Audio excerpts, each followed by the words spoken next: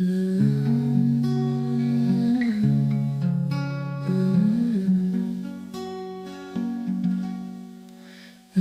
mau purbanga cindu ya pihak kesenengkong Ondei pangayak majapi hinglinga itya kajinglong pilongkong Simpeleng pa siya'y hasahit ne Tang sipol pijang ang lapwat langawat kaling-kaling Yang api ay jinme, yang api ay jini Kat noman siyang piyong yang api Hindi kita kilong tanjing pos niyaw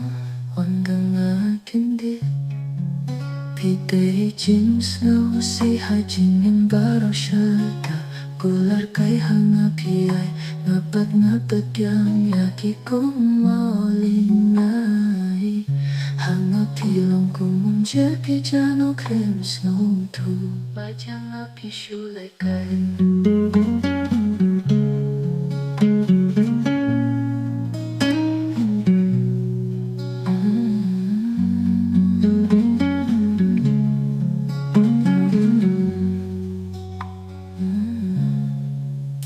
Kijing pos niyo bas ng tenat kinlapan na jing hum Wat la ting ting kijo tumen ng takilong nong siyang bait na dit Bayang apinit Chano klim song tu Bait yang api syulay ka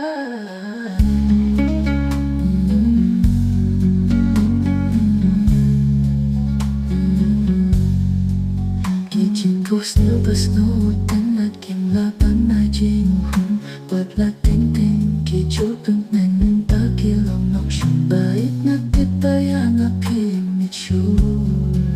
Bait tutit yapi nga doon Siyang nalajing ng baruh na doon Nang maryang api misnotong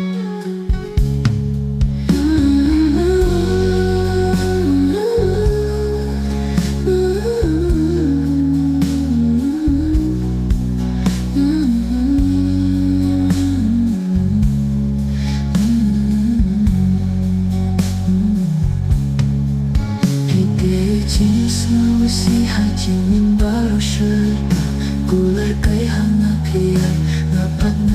yang yaki kong maulingay